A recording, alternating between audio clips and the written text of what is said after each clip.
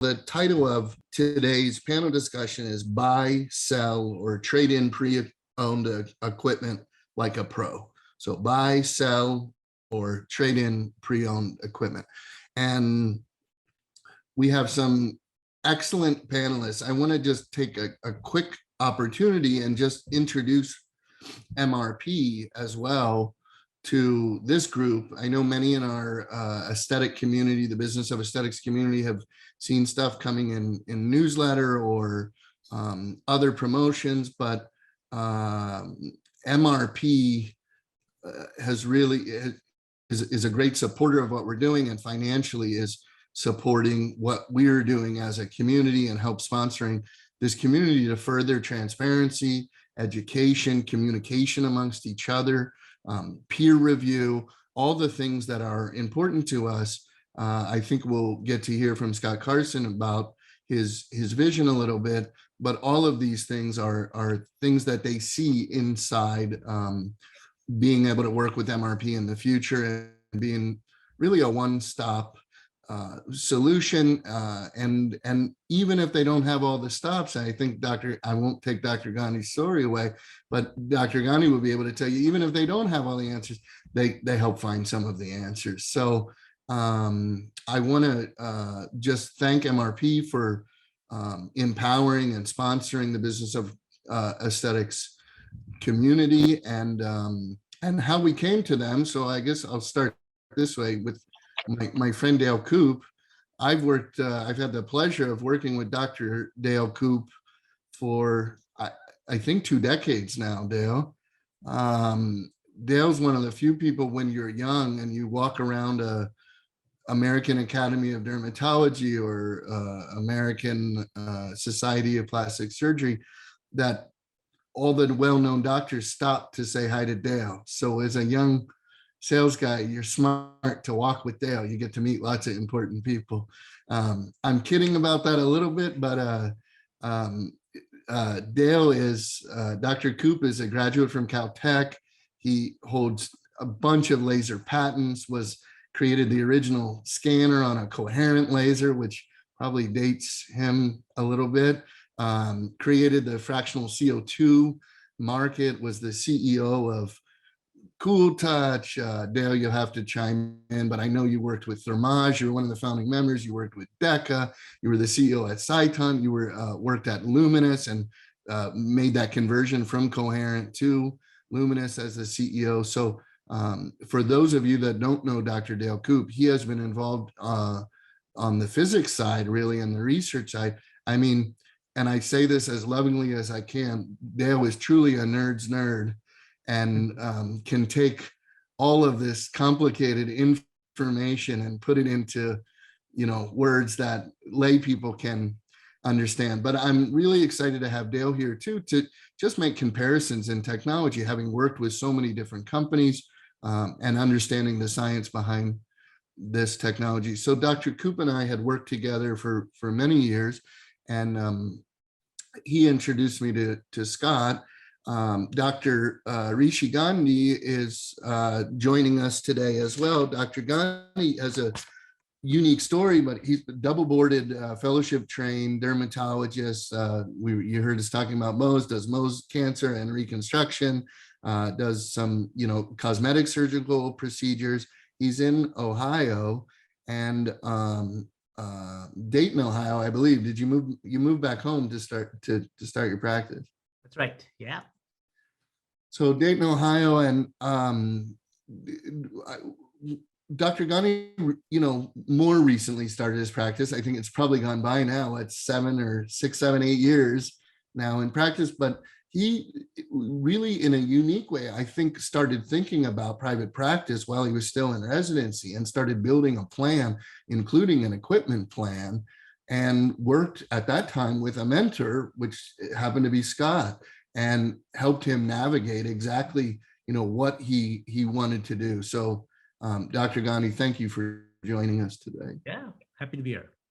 And then lastly, Scott Carson. Scott is the founder of MRP. I think many, certainly dermatologists, but many people in the aesthetic industry may know Scott's name. He's a veteran of our industry, but also worked in the healthcare division at eBay. I think that was probably the impetus, or maybe got you starting to think about MRP in an aesthetic marketplace. But Scott, thank you for joining us. I want to start with you, and I want to ask you for a few minutes to share the vision with MRP, because it's really an aesthetic community, much more than just a company that's going to be selling and supplying, pre-owned equipment, but much more so of an aesthetic marketplace where you can gain information, where there's the amount of parts that you've managed to accrue in the last some years is incredible. Warehouses filled with parts, and really have been waiting to launch this behemoth. But I know ultimately, and I think a lot of people are on this call because they may be tired of dealing with sales reps. They may not know how to vet information correctly. They're getting information from many, many different sources, and not know what to do with it. They don't want to make $150,000 or $200,000 investments in brand new technology that they're not sure makes sense in their practice. And ultimately, just want to have trusted sources of information. I think that's why so many people are part of this business of aesthetics community. And that's why I think our missions in a lot of ways are so closely aligned. So, but if you could introduce MRP just for a couple of minutes, then I'd love to jump right into question asking and all the things that everyone wants to know, from recertification fees, which I can see your ears twitch even by saying the word, to trading in equipment value, and all these other great questions and things that we have. So Scott, I'll turn it over to you. Jeff, thank you. And thanks to the Business of Aesthetics community for allowing us to be a partner and really fulfill and be a part of your mission, which I believe communities and content created communities are really the future of this industry. The industry has taken advantage in many respects of practitioners, clinicians, administrators, and it's through these types of discussions and forums and content creation that the clinicians and administrators and practitioners will take control of their practices again. So we've become a big fan of you and what you're doing. And you took a moment to introduce Dr. Koop and Dr. Rishi, and I would agree with you and echo. I've had the fortunate benefit for almost a year now of working side by side with Dale, and really have found him to be one of the great ambassadors of this industry. And I think his legacy will really be one of nurturing, developing, creating, and really creating partnerships with many in the industry. And I'm grateful every day for the opportunity to work with him. Dr. Rishi Gandhi, I met when he was training as a fellow with Dr. Mark Taylor in Utah. And one of my favorite days is when Dr. Rishi came up with a bunch of pigskin and eggplants, and we went to war on those on that pigskin, testing vaccination and ablation, and that was some of our early days. So you're right, Jeff.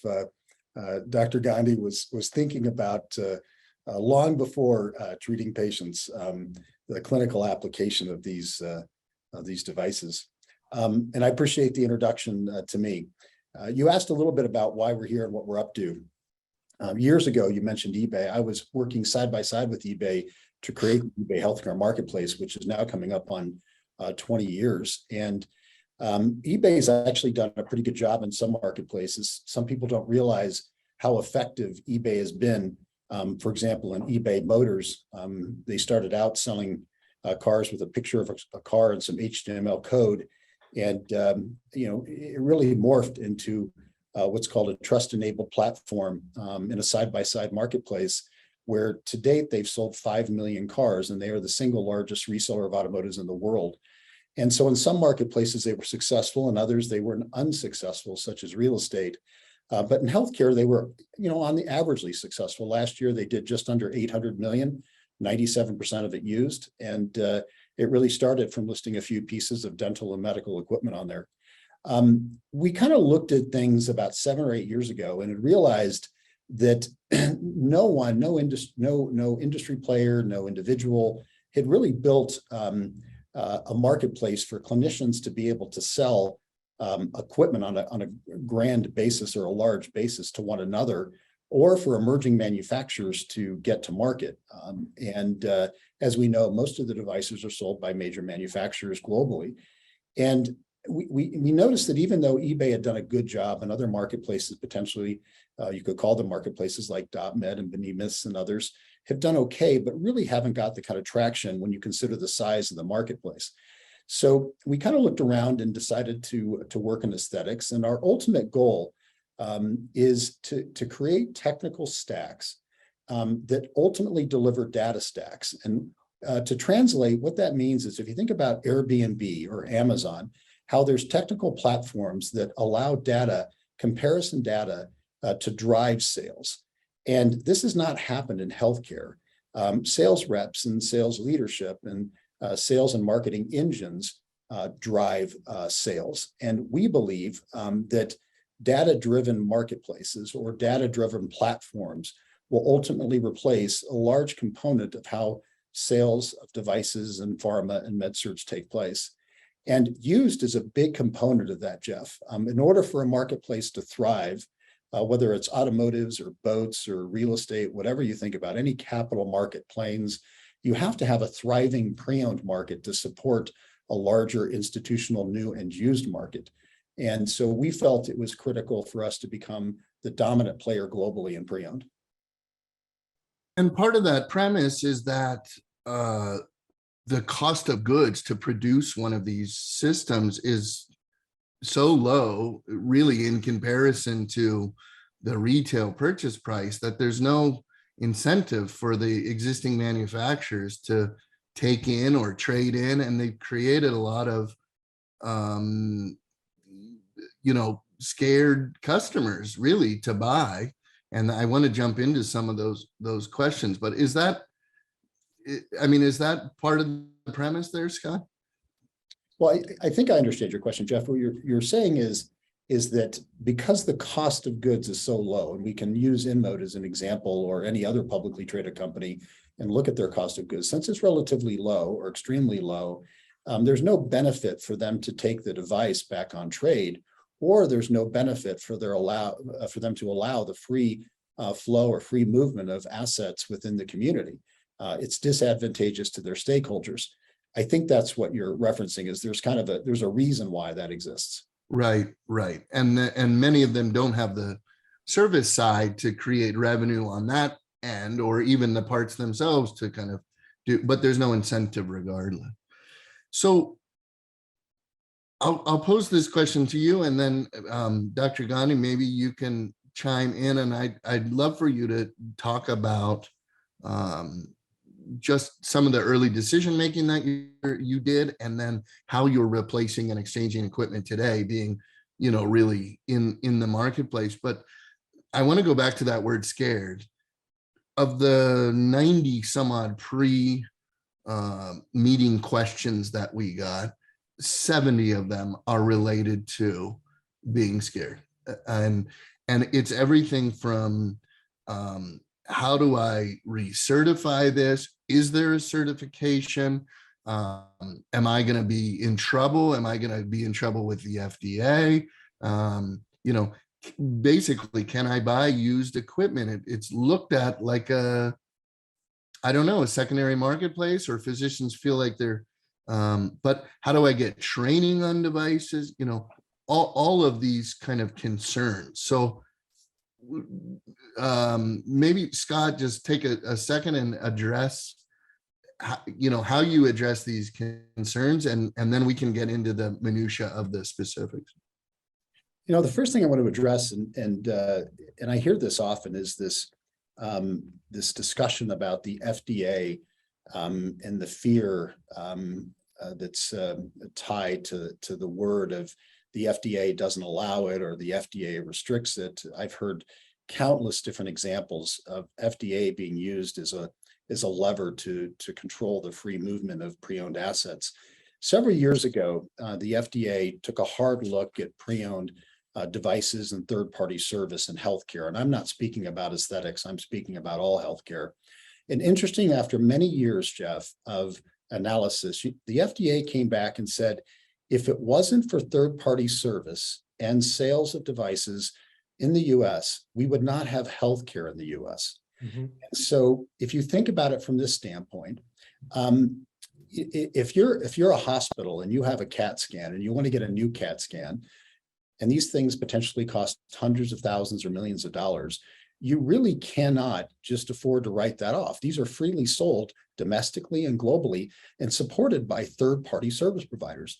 And if you think about it logically, the reason why we wouldn't have healthcare if the FDA restricted this is every manufacturer, GE, Siemens, Toshiba, would have an effective monopoly on the service of their devices.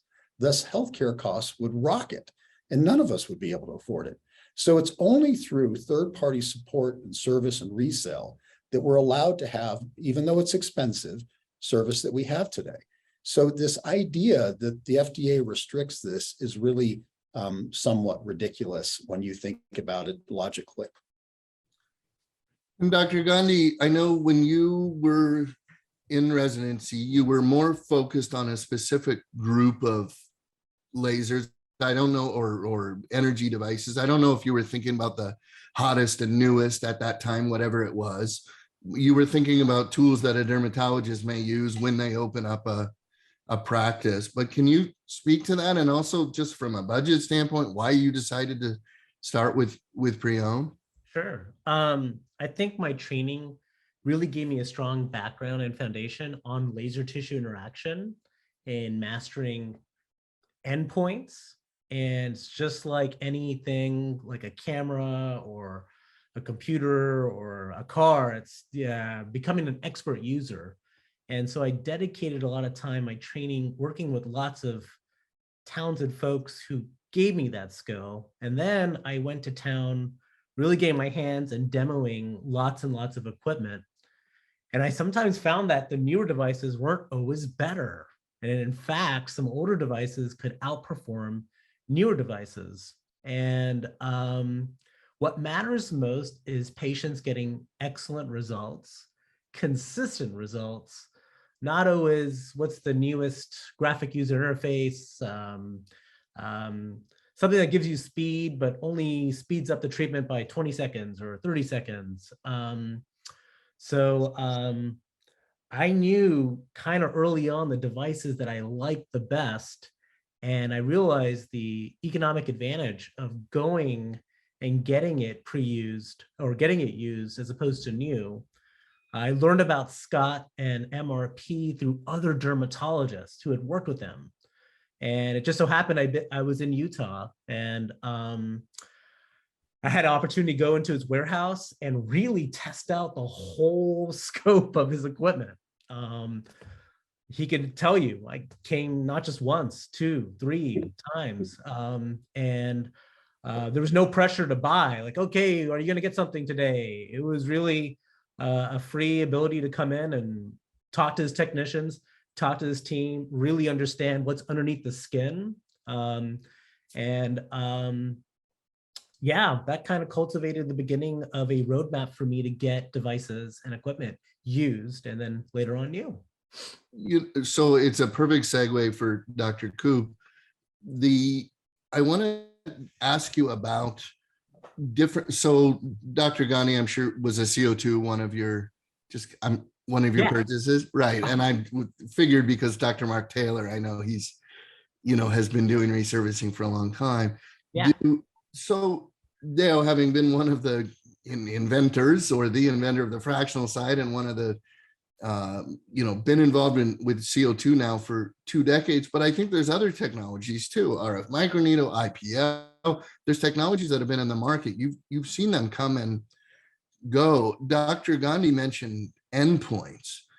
And I also, when you mentioned that, I was thinking as a new doctor with a brand new device, oftentimes we don't even know the settings to use really well on a new device. And it may be just when you said like some of the old stuff worked better, maybe it's just because we knew how to use some of the old stuff a little bit better. But Dale, can you speak to, there's 20 CO2s on the market right now? I don't know. You know better than I do, but there's probably 20 CO2s on the market. Can you speak to the differences in this technology from the gut standpoint? Yeah, so there's quite a few CO2 lasers out there, and CO2 has been around for over 30 years. I helped when we introduced the Ultrapulse, the very first resurfacing CO2 laser, 1992. So it's almost 30 years ago. It's a very mature technology. There's a lot of different features and specs that come out there, but if you get through the cloud of marketing and try to get to what the actual data is and the specifications of these, the wavelength hasn't changed. The interaction of the tissue hasn't changed. There's probably 3 categories of CO2 lasers out there that for different levels of users. And in those categories, if you just take like the broadest category or the entry level, is most of the lasers out there. The clinical results, you can get the same clinical results from all of them. There's little features. It's sort of like if you look at the car industry, cars haven't changed a lot in the last 100 years. The basic clinical function of a car is transportation, and they all work the same. There's just different features on there. So if you're interested in the clinical outcome, then it's the little features and stuff might be more suitable for your practice. But there is the problem is this overwhelming marketing cloud of information that is trying to drive the purchase of new systems constantly, when there's thousands of CO2 lasers out there that are perfectly adequate for everybody to use. Dale, I have this question from Dr. Asha. How effective is a 25-year-old IPL machine that calibrates and works fine? I can answer that. Go ahead, anyone. I mean, IPL is almost a commodity. If you took one apart, you'd find the flash lamps are made by one of the 2 or 3 companies. They all make the same flash lamps. The filters are coated by the same coaters. So it's more or less the fit and form that fits into your practice better in the pricing. And what's really important also is the durability and the reliability. And if you have a device that a lot of clinicians know how to use because it's been around a long time, that's an advantage for you as far as training and implementing it in your practice. Plus, you can save a lot of money. Dr. Gotti, I'm curious as your experience Yeah. there. So one of the devices I trained on was an early IPL from ESC Sharpland. They no longer make it, but Scott can find it for you. You better watch out, because if you don't know what you're doing, you could really harm someone with this. But it's one of the most powerful IPLs, has a very narrow pulse duration to target blood vessels. And it's big, it's bulky, it has a large footprint, so it doesn't have advantages for moving around, but it can deliver still phenomenal outcomes, even compared to newer devices. So it's a great way to get started and get great outcomes, and then maybe move into other equipment that can give you speed and smaller footprint. Yeah, will you just touch on that, Dr. Gotti? So like now it's been 7-8 years, you started with some pre-owned stuff. Maybe something you started with was like, you started with because it did what you needed, but it was a lower cost, but now you're like, holy crap, my patients love this. I'm doing a ton of this stuff. Yeah. I mean, have you upgraded things? Or I know you bought new equipment too. Yeah. You worked with MRP on that. Yeah, so certainly like buying something that's relatively, 1 or 2 years used, smaller footprint devices that you can move from room to room and have speed. As a dermatologist, your best consult is the mirror, and you're doing skin checks, and you can convert patients right away who want to address cosmetic concerns. So, and then having redundancy, if one device goes down, you really have overlap in a couple of things that you can treat. So I have not just one IPL, but a couple IPLs, and I have a KTP that allows me to also treat vessels. So I have lots of choices for pigment.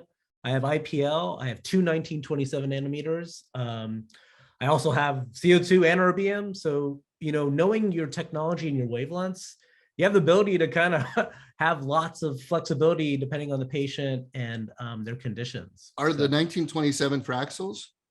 One is of the brand Fraxel, and then the other is a from another device company, a Korean device company. Yeah. Okay. So, Jeff, Dale or Scott, I want to ask you, on a device like that, that I know needs a consumable that has a tip, how do I buy something like that used and then still practice? And like, is it gray market? Am I having to mess with buying tips? Dr. Gandhi, you can speak to it. Do you have the tips that you need all the time? Do you have to wait longer, or? I'll let Scott answer that. Yeah. And then also after I answer this, Jeff, I have a follow-up question for Dr. Gandhi as well on something you were talking about, but I'll answer the consumable part. You know, what's really interesting to me is the way this business operates, this industry operates in the US is so surprising. It's almost like the industry doesn't realize it's a global market. Globalization has occurred, and the global community is communicating and talking. Most manufacturers in aesthetics use distribution channels throughout the world. They don't have direct relationships in markets such as the EU or Eastern Europe or the Middle East or Latin America or South America or Canada. They use distributors, and those distributors, many of them have become our partners, as you can imagine.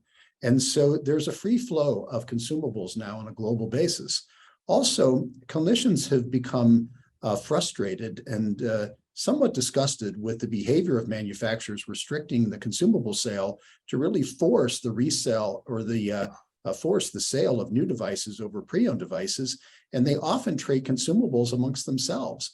They'll buy them from one another. So these barriers that are being put up are really quite easy to overcome because the industry or the clinicians are somewhat frustrated. I'll go on to say that most of these, as we get into recertification fees, are really artificial and made up. And a lot of the sales reps are frustrated with this, and they don't create any regional barriers for recertification fees. And so this, I think, is going away. And we'll dive more into this, I'm sure, on recertification fees. But I got a question for you, Rishi, real quick, as a follow-up.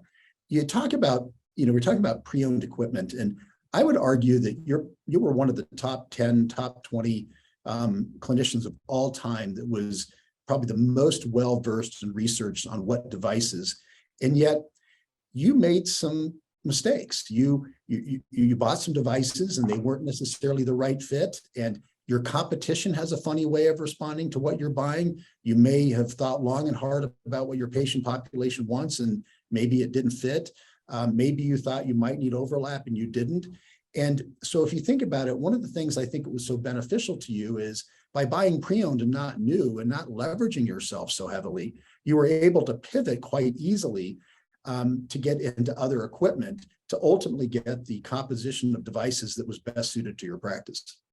Yeah, that's a good point. As a new practice, your demographics, the target populations, the kind of various conditions that you're going to treat can change. So we're all creatures of habits, and I just felt like I needed to start with some things that I really wanted because I always used them. But you're right. I made some modifications along the way. And so, yeah, having started pre-owned, you didn't have as much barriers of trading or getting into something new or something else that's pre-owned as well. So I want to spend more time talking about values, but you mentioned recertification fees, and it's on everyone's mind. Whether if you're buying a piece of equipment, you're scared that if it's not recertified, it's not somehow allowed by either the FDA or it's illegal. If you're selling a device, you don't want to sell a device that somebody else can't reuse. If God forbid the device isn't working exactly the way that it should be working. Scott, I know you're passionate about recertification fees. You and Dale have done a lot of work researching, looking at the legality of these, and I don't need to get into all the legal stuff, but can you talk about recertification fees, how to get around recertification fees, and one of the things I want to talk about with recertification is, do you need it? Can you get all the things? I mean, if I look to recertify, I want to recertify because I want a trainer. I want to be able to buy consumable. I want to be able to get service to this system. If it goes down, I want to make sure that it's working properly. But I'm assuming that I need the manufacturer to do other things, but do I? Well, let me first by saying this, and this is somewhat a go on record moment, but in 5 years, to the entire community, recertification fees will be over. There won't be any. We're already, in the next few weeks, we'll be making an announcement that a major manufacturer in this industry is going to be working with us, and there will not be any recertification fees. They will perform PMs, sell service contracts, provide service and support with no fee. And this is really the future of where this industry is going. You're right. I am passionate about it because if I have a single objective and goal, it's to eliminate what I believe are predatory and unethical behaviors in the industry, one of them being recertification fees. And if you think about it logically, Jeff and the rest of the community, these are driven by fear. It's just fear that is being promoted. Yeah. And recertification, and also with service contracts. For those that know me, we'll never sell service contracts because they're good for us and good for manufacturers and financially bad for clinicians. And so these are fear-driven mechanisms for the most part. Recertification fees are artificially created. This was actually created by an industry leader that's currently an officer of a company here in the U.S. that was an officer of a company out of Israel. And its foundation, for many of you that may not know this, started out with they had to reduce some costs, and they let some techs go. And when they let those techs go, those techs started buying parts and servicing the customers. So what started out as a cost containment strategy ended up being a revenue loss event. And so they created this barrier where the techs couldn't buy parts. And this ended up being a strategy that just exploded in the industry between the manufacturers. And if clinicians will take a moment to look at the contracts, these contracts don't have, for the most part, any verbiage or language on recertification fees. So it's not actually disclosed in the document because it actually doesn't really exist. It only exists as a mechanism after the sale to keep people from buying and selling things. I believe that'll ultimately go away. You don't have recertification fees in airplanes. You don't have recertification fees in boats or houses or any other capital purchase. It just doesn't make any sense. And in a free global market, recertification fees will be eliminated.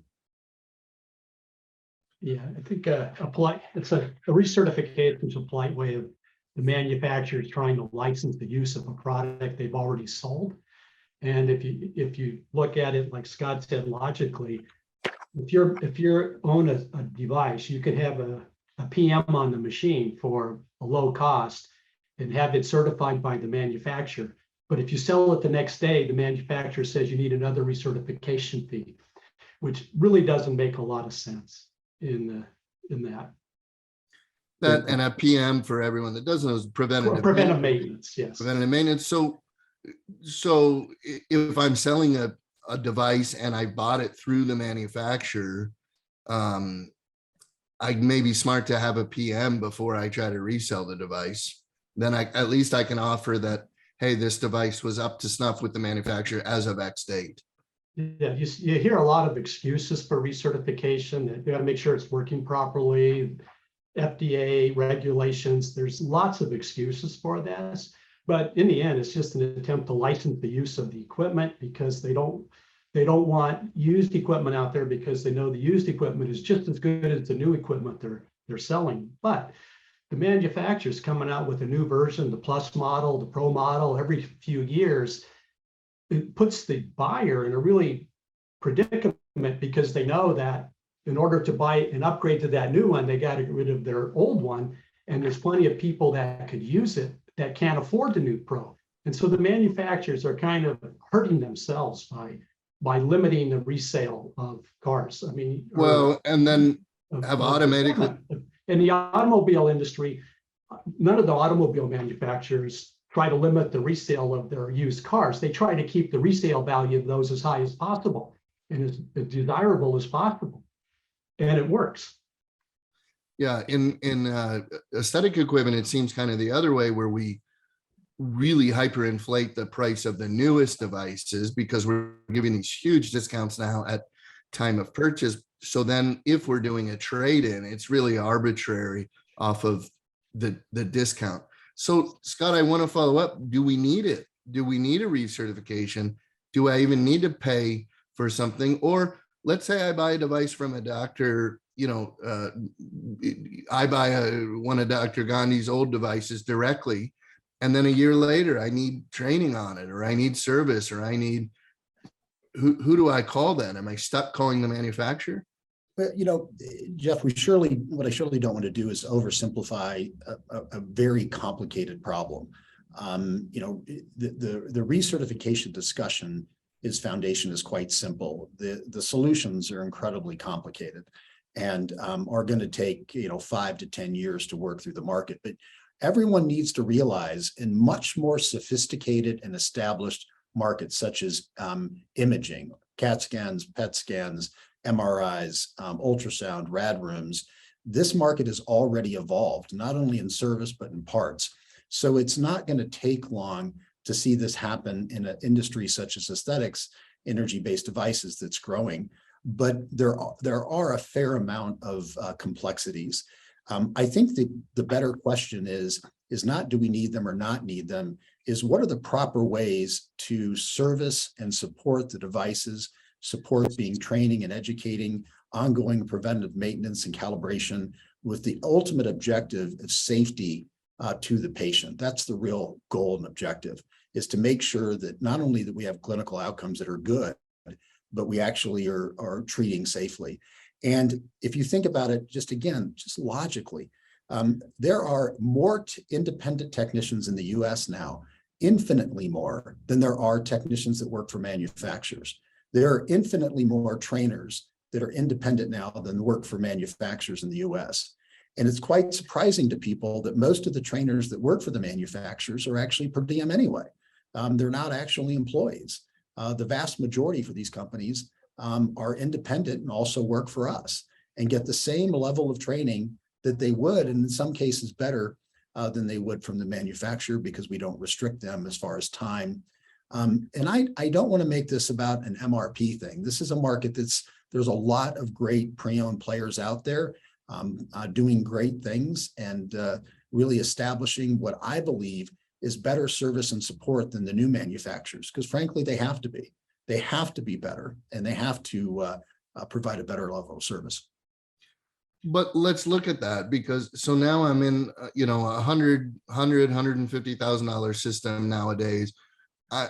It seems like the average warranty, extended warranty or service agreement is somewhere between like 8 and 12%. Correct me if I'm wrong. That's just what I'm noticing, between 8 and 12% of the retail price of the device. So even if a device is 160,000, even if you buy it for 100,000, the warranty on it may still be 8% of 16,000, right? Or 10%. So, but let's just call it in the teens. Lots of these warranties are $12,000 a year, $10,000 a year, $15,000 a year. And you know, as a clinic owner as well, I feel like in some cases, especially the ones that are expensive or that I need fixed right away, that I have to keep them under service because I'm afraid I won't be able to get them serviced outside of the manufacturer. Well, I'm going to take a shot at this. I think Dale can too. The first thing I want to say is that this idea of service contracts. And you started with variable pricing. Let's say that this $250,000 device, the moment you buy that for $250,000, or even if you get the great deal at $120,000, the minute you own it, because of the barriers that we've been talking about, it's now worth $40,000 retail. And so this $40,000, this is a common scenario. This $40,000 device is going down next year to $30,000, the following year to $20,000, the following year to $10,000. Yet the service contract is 10 to 12, as you mentioned, 10 to 12 again, 10 to 12 again, 10 to 12 again. If you think about it logically, it makes no sense that you would continue to buy a service contract and a device within 5 years that's going close to zero. It's surprising to me how many people, how many clinicians are buying service contracts year after year on a device they could replace for less than the cost of the service contract. It just isn't logical. So service contracts need to go away. There's this big fear that's created that I need to buy the service contract because I need sleep well. Well, you can still get service from the manufacturer, Jeff. You just have to pay for it. And if you do the math, you're probably never going to spend $100,000 over 10 years on service, but they make you think like you will. And if you ever get to a point where you're starting to spend that, it's probably time for the device to be retired because you've got downtime problems, you've got stability issues, you've got upset patients because of inconsistency of care. So there's a lot of reasons why these service contracts just don't make any sense. Dr. Gandhi, you look like you have some feedback there. Yeah, I wanted to share about a couple devices that I got, and I didn't get them from Scott. I actually bought them from other dermatologists. And those manufacturers are ahead of the curve. There were no research fees. And they welcomed me actually as a new owner and encouraged me to get preventive maintenance, which I did. And the device needed parts and it needed some subtle enhancements. And I wanted to get some additional hand pieces. So they had a new customer. That particular manufacturer didn't kind of play the research fee game. And yeah, I've had a couple repairs with it, yet I'm so productive with that device that the subtle costs of the repairs and slight changes of hand pieces still way better than buying new. You know, I think when you buy from another individual as opposed to a distributor or someone that sells pre-owned, you just want to make sure that initial owner has research fees waived in their purchasing agreement that they had with that company. That can help. So that's a great point. I'd just like to make one comment. I don't think there's a problem with the recertification. It's not the fee, it's the amount of the fee. Yes. I mean, if the manufacturer can do a preventive maintenance for $2,500, there's no reason that a recertification fee costs $20,000 or $18,000. What I'm trying to say is I acquired the device and the company cared so much about the safety of the use of it that, you know, they were wanting to get involved and say, let's make sure your new equipment to you that's used is working great. And, you know, yeah, so they made a little money. Were you rolling the dice there, or did you have Scott? No, I mean, I knew it's just like a car. I knew the original user who was also a dermatologist. I got specs on the amount of shots. I had a complete service record. Did you know the company would help you though after? That's a really, really good question. I knew that the company from the beginning did not have recertification fees. And this particular company didn't have the type of distribution and like some bigger companies. So I had to make sure that I would get support.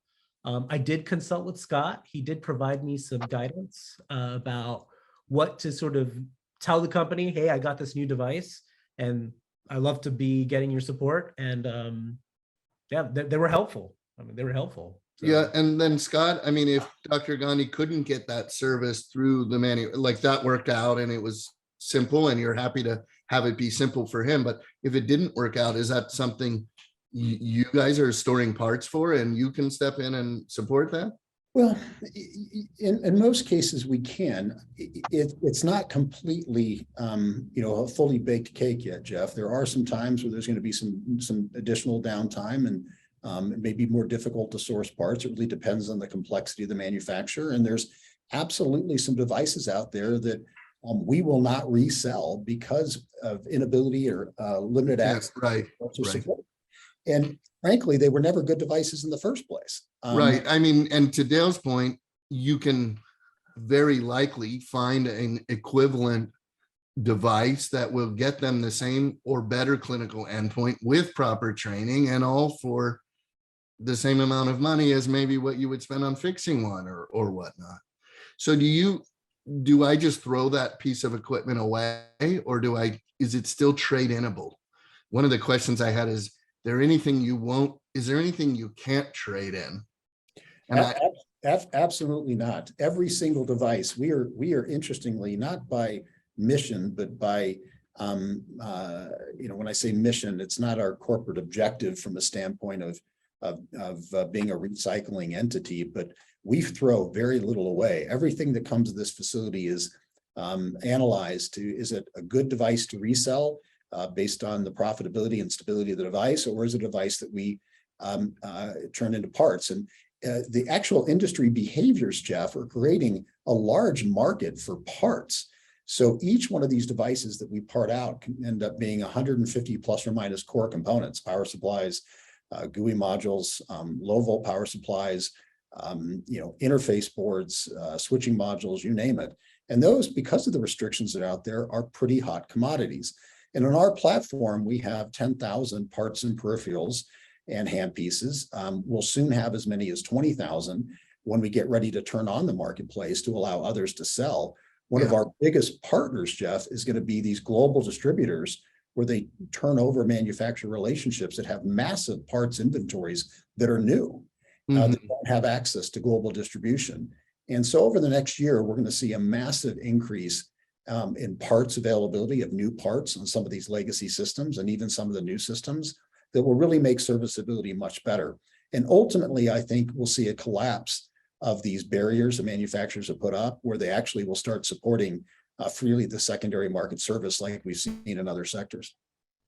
So these are from a couple attendees, and it's perfect timing, so I want to ask them. The first one is, so can we purchase used just repair through MRP, or are we legally obligated to recertify? I think we kind of answered that, but this one is, can you speak to service contracts in terms of litigation? And I agree with this. There's a theory, probably wrong, but a theory that if a malpractice case is brought against you and your device is not under warranty, that you have a huge issue on your hands. I'd love to see the case law. Hasn't happened.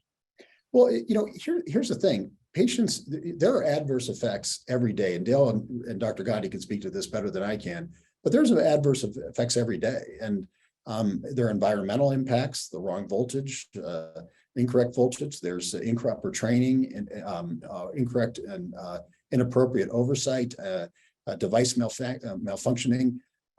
I got to tell you, we sell a lot of new devices, Jeff, and a lot of these new devices show up and they don't work. And that's why we put every one of them through a process and a QC process. I know by fact that some of the major manufacturers have had of some of their key devices as much as a 70% out of the box failure new. So there are device failures throughout. And this idea that liability is due to not having a service contract is another fear-based statement that isn't factual. And I can tell you from a personal standpoint, I've had several new machines that have required 4 or 5. We were talking about a pulse dye laser. I mean, I've had several times where things need to be calibrated on, and more than once in some cases, right there out of the box. Most systems out there aren't under warranty or service contract, but it does behoove the owner to have it checked. In some states, they require an annual preventive maintenance to come out and check it and make sure everything's there. And if you're in one of those states and you don't do it, then you're assuming all of the liability. Dale, it's a great point. And getting a PM and being under service contract are two totally, you get a PM included with the service contract, but you don't need to be under a service contract to get a PM. No. So, and typical PM is, like you said, $2,500 or so. That includes the person's time and travel and that kind of stuff. So at least, so I think that's a great answer to the malpractice question, is at least you have some documentation that your laser has been maintained by the manufacturer. Whether it's under warranty or not is irrelevant. You absolutely, I want to echo that. You absolutely need to get PMs on an annual basis. In many cases, it should be every 6 months. And it's simply to make sure that you're providing safe care to patients. The device is calibrated correctly, firing correctly. And I cannot tell you how many people call us with service issues and it hasn't been serviced in years. And these are complicated instruments. And where I am aligned with manufacturers is the proper care and maintenance of these is critical. And this is another reason why I think we'll see manufacturers getting alignment, because it's a great revenue opportunity as well as a safety and to minimize litigation to support the devices that have their brand on them. And manufacturers in the manuals will give recommendations for service preventative maintenance increments. Some may say every 2 years, some may say every 6 months. It just, right, it depends. But I guess if you're following those guidelines, then theoretically you should be well insulated from the legal aspect of this. I was gonna, let's talk about value for a second. Dr. Gandhi mentioned this, you got into some things that didn't work and then, or didn't, work the way that he wanted or wanted to kind of, and you were able to pivot. Yeah. And without it costing $1 zillion. But if in Scott's scenario, the thing costs 160, you buy it for 120 and it's really worth 40. Is Yeah. it, what percentage of loss are we getting on a new equipment? So let me ask this, and I guess we can do it both ways. And physicians, I think, are really guilty of this as well. When they're going to buy equipment, my perception is they want a 40 or 50% discount, maybe at least, maybe it's more, I don't know. When they go to sell equipment, they feel like it's brand new. It hasn't really even been used. I should only give up like 10% or something. So I know there's an off there, but can we help people with a real, I mean, this is a real business discussion, right? What's the real deal in terms of I buy, and I also want to say this isn't, nobody's saying don't buy new equipment. If you can buy $100,000 device and whether you finance it or pay for it, and it's $2,000 a month and you can generate $10,000, $12,000 a month, good for you. Yeah. Do it and continue to do it. But if you don't know what you're doing and now you buy a $100,000 device, you're saddled with a $2,000 a month payment for a device that you're not bringing in any revenue, and you want to go sell it to satisfy the debt so you don't have to look at the $2,000 a month, that's when you're screwed. So Scott, speak to that for us. I mean, what are these things worth? Everybody a visual. In our facility right now, there's roughly 1,000 devices, 1,000 devices. Every one of them, Jeff, came from failure. Nobody sells us a device from success. They all come from failure. This is an industry that's massively oversold. Again, this is a push industry where things are pushed. People don't buy things. And we have this massive variable pricing. And I think the question there is how do you buy better?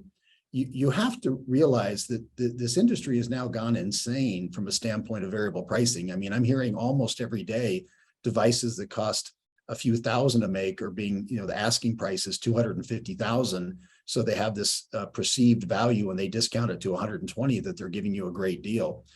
Everyone needs to realize on new devices, there is a floor price, which is the lowest price. And you really need to work hard to find out what that price is. And you can triangulate through your community and typically find out what that low price is, or you can reach out to us or others and we'll give you guidance.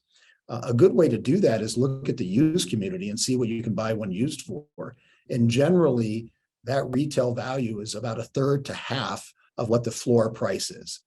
That's a good general rule. So if we're selling a device for $50,000, typically, and if you just think about the logic of this, the floor price is probably $100,000 because we can't sell it for much more than $50,000 because if we do, it just makes sense to buy one at $100,000. So generally, if you look at the logic associated with that, about half or 1/3 is where the floor price is. So if let's say we're selling a fractional dual, and I'll just use this as an example, for $40,000 to $45,000 with a Zimmer with a long warranty, right now, the floor price is about $100, $90 to $100 for that same device. But there's a lot of people that pay $140, $160, $180 because they're not doing their homework. They're buying emotionally and not fiscally. And I've seen it within my own community. Unfortunately, I won't say names, but I know, a company that one dermatologist bought a device for $240,000, another one bought the exact device for $160,000. And that's an $80,000 difference. It breaks my heart. And the one that bought the 240, I love her. I think she's smart and terrific. And I know she could have used $80,000 somewhere else, better spent. And so unfortunately, that is part of our industry. And that's why I think so many people are looking at. So then if I go buy that Fraxel and I call and it's either recertified, not recertified, but I call, is it Reliant now or whoever it is, then that owns that, then do I, or it's Bausch, I guess. Then do I say, will you sell me consumable? They say no. Can I call MRP and can I get my tips from MRP? Sure. And I could get service on that laser from MRP if I wanted. Fractional Dual is an amazing device from the standpoint of, few people may not know this, but every time you turn a Fraxel on, it has to be calibrated. Period. No exception. So if it doesn't calibrate, it's usually because it's dirty. If you clean it off, it calibrates and you're back to doing business. So if you get a PM every year and you make sure that the output out of the laser is consistent with what it's supposed to be delivering, generally the specs are in the system, then you know that you're properly supporting and servicing your device. And with the daily calibration of turning it on, or actually daily, every patient, that's a unique example. But absolutely, that's a great device to resell. It's one of the best. Let's just spend a couple of minutes here because I know we're getting close to ending, but talking about, is there any marketing support with pre-owned lasers? Do I have any expectation of that? How about manuals, training manuals, things like that? Are those accessible now in today's market? Dale, you and I were speaking about this yesterday. I'll make a quick comment and let you talk about the marketability and registration trademark issue, as you're obviously better suited to that. But I'll first speak to this, Jeff, is there's a whole industry that's starting to come online, kind of of manuals and education and training and marketing. If you think about it, there's so many devices with the rep turnover being roughly 2 to 3 years every year. The access to that relationship is often gone at the major manufacturers. And these devices are just sitting where there's debt owed on them not being utilized. They need retraining. They need access to marketing. They need specialized marketing. They need training manuals. And there's a huge industry that we're a part of, and we're helping curate the community where we think there's actually a bigger opportunity almost in training and education and marketing than there is in resale of devices. So I think, again, over the next 5 years, you're going to see a massive industry just grow in the support of these really hundreds of thousands of devices that are out there being underutilized. And so I think that's coming. We provide some of that now, but I think in the next year to 2 years, this is radically changing. And you can see it already in companies that have evolved. And we know many of them just in website development that are now making this pivot to marketing literature, brochures, banners, social media, et cetera. But Dale, you may want to speak to trademark and registration issues. Well, yeah, I think if you buy a used piece of equipment, you really don't get the license to use the trademarks. So you can't offer Fraxel dual treatments, but you can offer treatments with the Fraxel dual. It's different, right? Because as a noun, you have that device, and that's a fact you can do. So you just have to be careful with the material you get, because the company licenses their first sale. That's part of their first sale. But that's become kind of irrelevant once you have a practice and you're using the machine, and you can market it many different ways. Jeff, you shared a point recently about using before and afters from the manufacturer, how that in some cases that may not be advantageous. I thought that was fascinating. Yeah, I'll just mention it again. I think that's one of the fallacies when you get a new device, you get on a USB now. You used to get a CD, but you get a USB that's full of literature, things to put on your website, before and after pictures. And in all this work that I've done with Narin and Equa and Google and figuring out, over the last few years, it's duplicate information. And what ends up happening is everyone puts out the same information, and Google literally sees that your website is copied the verbiage and you are not seen. Did you know 95% of pages on Google are not ever seen?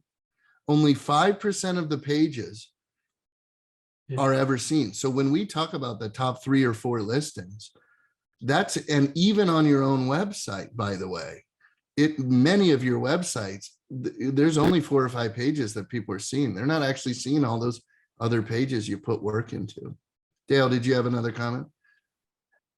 Yeah, I was saying there's dozens of companies that can help you with marketing in your practice. Yeah, and what they do, and Dr. Gunning, they They'll do a say, better job than the manufacturers. Manufacturers contract with these companies to help develop Right. their marketing and they material. you're not selling Fraxel. You're talking to patients about acne scarring. You're talking to patients Right. about stria or resurfacing or whatever it is. It's almost indication, right? You're having conversations about indication, not about licensing the brand.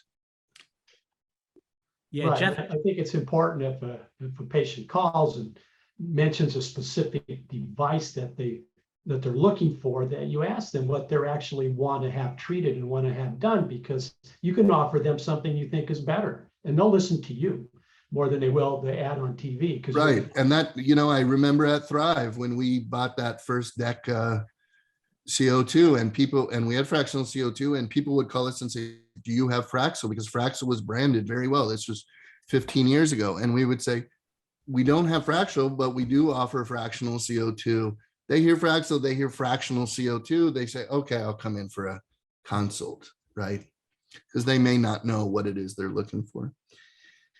Last thing, I just want to take a couple minutes and talk about trade-in. So if somebody has that scenario where, let's say they didn't negotiate their down to the floor price, they've overpaid for a device. Now there's going to get a discount needed to be involved. And it just does, at some point, it's like, I've said this to people, your only way out of this is to make it work. You have to be able to generate revenue with that device, or just flash your hands and walk away from it. But if you can't generate, because there is no resale, there's no value in the equipment, the value is in you using that equipment. So Scott, I love about your approach is if they need training and that's the piece that they need, you can do that. If they want to trade it in because something didn't fit and they just need a different device, you can do it that way. But it's really a conversation and a plan. It's not as easy as, I hate this device, I paid for it, I'll give you $30,000 off, because someone else may have got $80,000 off. Jeff, I will tell you that if you think about, again, people don't really stop and I think about these things, and we spend our days talking to people about failure. If you think about it, people are calling 10 to 20 times more frequently here to sell things than they are to buy things. And that's going to get much worse in a recoil economy. We're going to start to get as many as 50 to 100 people a day selling and a lot fewer buying as we get to tighter economic markets. I think what people don't realize is that most of these devices are leased, and these leases are non-cancelable. And they actually don't have the interest rate that most people think. The reps tell them they're 4 to 5 to 6%, but leases are actually made up of two components, the interest rate and the rental rate. That together forms and they've called under different names, but a stream rate. And those rates can be anywhere from 12 to 18 to 30%. And in a lot of cases, they make sense to do that because you're using someone else's capital and not yours, and you get to deduct it as an expense, which is advantageous. So there are some benefits to doing that. But the downside is these leases cannot be canceled. Many times they're told that there's no prepayment penalty. There isn't a prepayment penalty, but in fact, you have to make all the payments and all the interest payments. And so, in fact, there's no benefit to paying it off early. So when we talk to people about these non-cancelable contracts, they're generally piled together in buckets and sold off in syndication to secondary markets. These originators don't have access to control that debt anymore. And these people, to your point, Jeff, really only have one option, and that is to figure it out, to get back to work and get going. And even though maybe they were sold something, they are responsible. They signed it, they own it, it's their failure, and they somehow have to make it successful. And that's usually our talk track, because if you have financing on it, generally you cannot trade it in. And it's only the people that paid cash. And I will say this, that I've never seen a device go up in value, never seen it. So the longer you hold it, now there may be a couple that here and there go up a little bit, but I think as a general trend, they go down. Maybe that photoderm at this point or something. Hey, I got to tell you, those photoderms, that vasculite is still holding its own.